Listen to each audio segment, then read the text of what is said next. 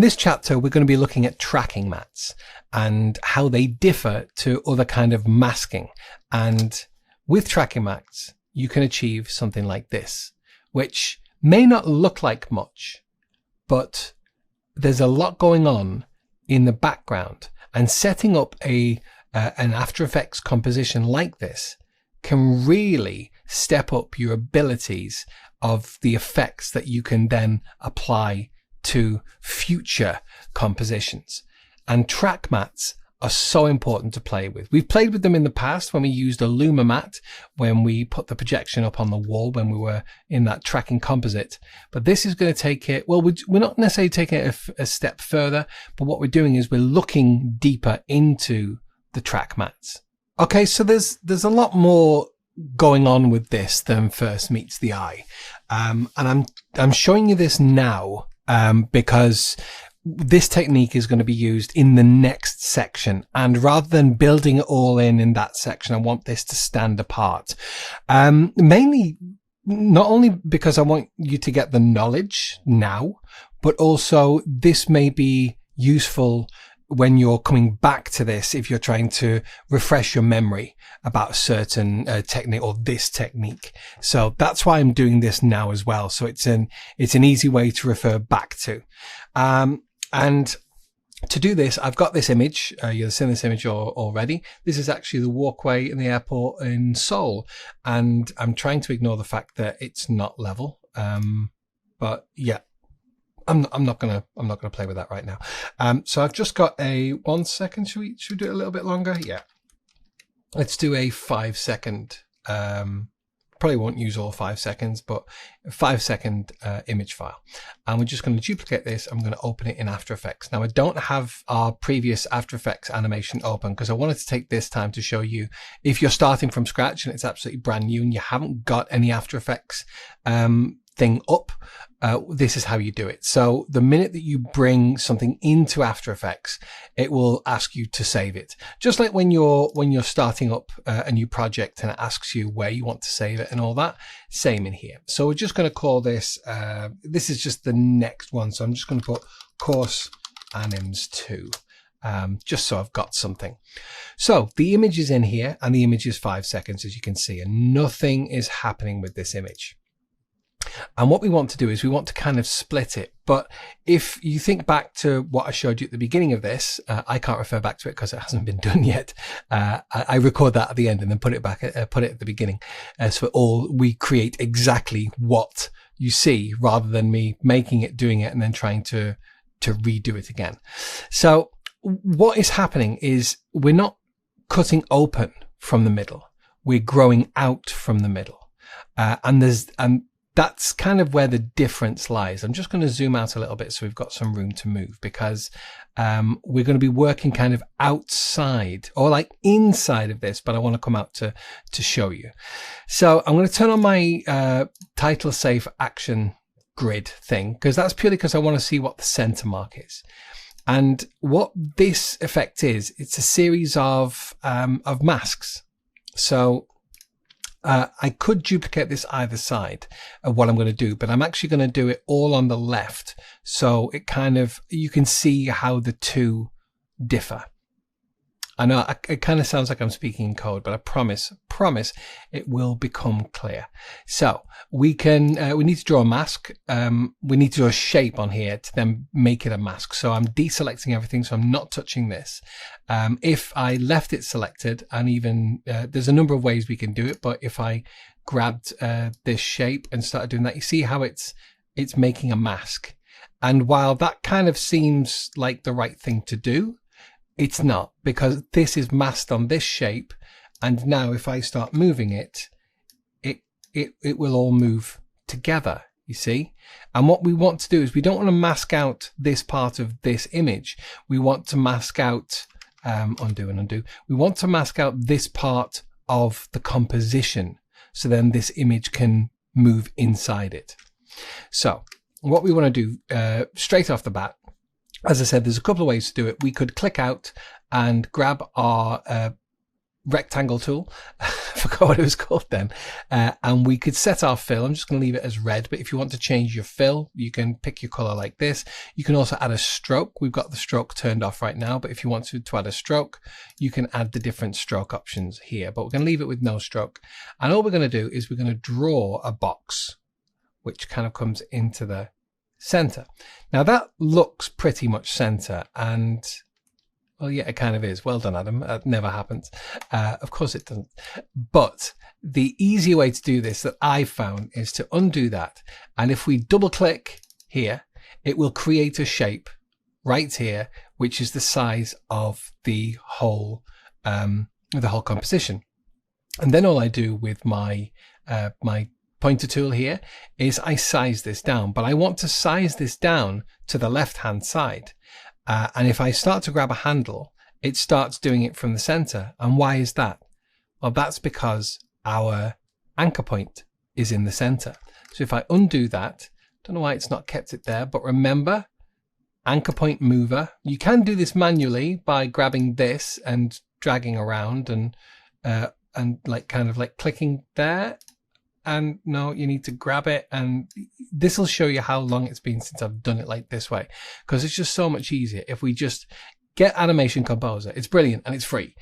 You can get add-on things to it, but just get it. It's free. Link in the course outline. And we go to anchor point mover, and let's just drag that down.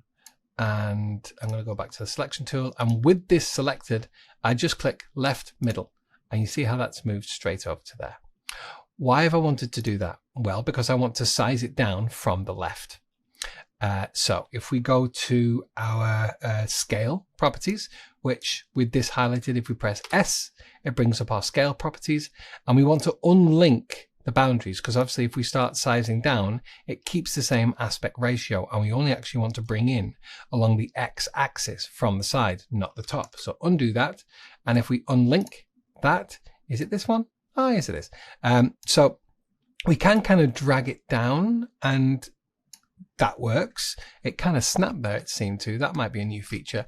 But the easy way to do it, as we can see, is all the way across there is 100%. So we just need to go into here and type 50. Boom, done. Good that, isn't it? So that's our shape layer.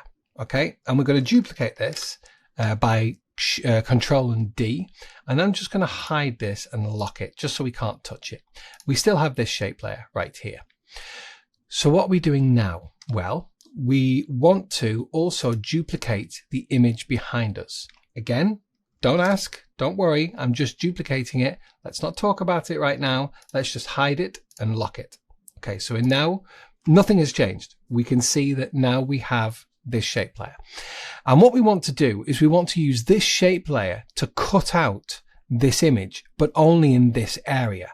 This is why this technique is different to a mask, because what we're using is what's called a track matte. And as you can see it down here, TRKMAT. If you can't see this, you just need to toggle on some of these. I think it's that one. No, it's not. Is it that one? No, it's not. Is it that one? Yeah, it's that one. So it's this one down here. Expand or collapse the transfer controls pane. And what we do is we want to affect this clip, but this clip needs to be directly below the shape. So we're going to move this up, and we're going to play with these.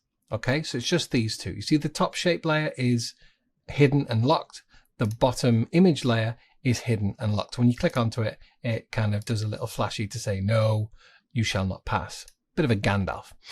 So we come across to track matte, and there are two options. There's Luma matte. Remember we used Luma matte before? Well, we're going to be using a track matte or an alpha matte. And what we want to do is we want to say alpha matte shape layer. We don't want to invert it yet. We're going to use invert the other side. So we want to alpha matte and click that. And now we've cut out like we did before. But notice the difference. If I play around with the position now, because the shape layer is still there, it's just hidden because it's working as a tracking matte for this. If I move this image, yeah, you get what I'm saying? Okay, so with that, that's distracting me in content aware fill. So that's kind of the start of what we want to do. Okay, so that's that side. So let's do the other side. So I'm going to unlock this image, unlock the other shape, and I'm going to bring up this image, and I'm going to hide that image first, the bottom one, and I'm going to lock these two just so we can't touch it. Okay, I'm going to reveal these two again, and we're back to where we started. However, now we're going to use the inversion. So just like the other one with the normal alpha track matte, we tracked or matted the space that the shape is in. This way we're going to do the opposite. So we're going to track anything that the shape isn't in. So we're going to invert it. So with the image, you always do this on the image, and thankfully with a shape, it used to be there, but thankfully they hide it now, so you can't get confused. But we're going to, with the image, drop down an alpha inverted matte and just hit that, and now we've got the right hand side. Okay, we've not touched the images haven't been cropped, and if I come back to here and press P, you can see that the image is all still there. So now what do we do? Well, we create the animation. We unlock these two. We don't move the image, this image up, because this image is reading from that shape layer, and this image is reading from this shape layer, which is both turned into tracking mattes. So we turn on the image. So we've now got a full image again. Good. I'm going to get rid of the proportions. No, we're going to get rid of the proportion grid and the title. Had I already? Yeah, don't know why I was saying it. So now we're going to keyframe these two halves of an image, which don't look like two halves of an image, do they? They look like a full image because they're two halves next to each other. And that's the beauty of using the 50% and getting it absolutely bang on. Okay.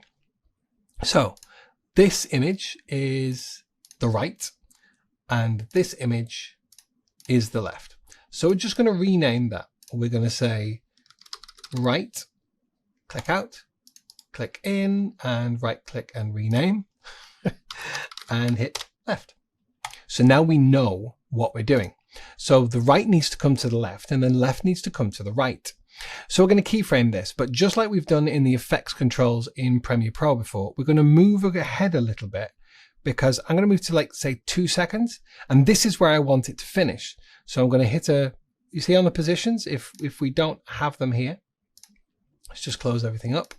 We want the positions on both the right and the left, so both the images. So I'm going to select both by selecting one, control and click, and select another. Just like in your Windows Explorer or in Finder, we click the first one, hold down Shift and click the bottom one, and that selects everything in between. We use Control and click the first one, then hold down Control and click the left. So this is now multiple select. And what we want to do is we want to twirl down the position keyframe and just hit a keyframe there. So we've now created a keyframe right here. Okay. So now we're going to bring the playhead back to the beginning.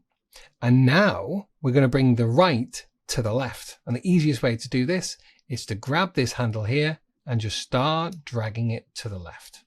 Just a little bit. We just want it right there.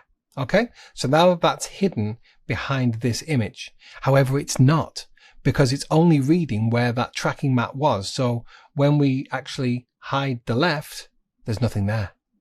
Okay, although you can see the outline right here of the blue outline, that's where the image is, but it's tracking matte because it's inverted. It says I can only see it when it's over here. So now let's show that image again, and we're going to move the left over to the right and see how it works exactly the same.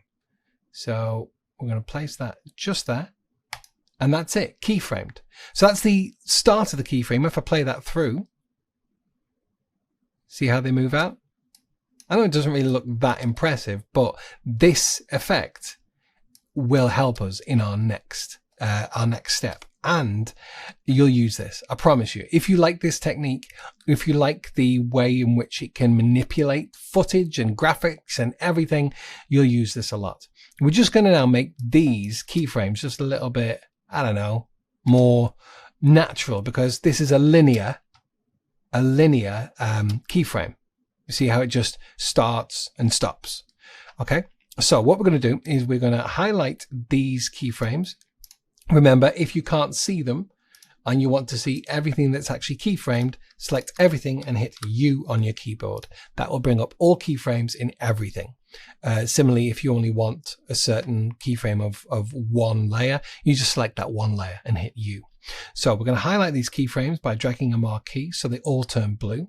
And the easiest way to start keyframing these is to hit F9 on your keyboard. And watch these.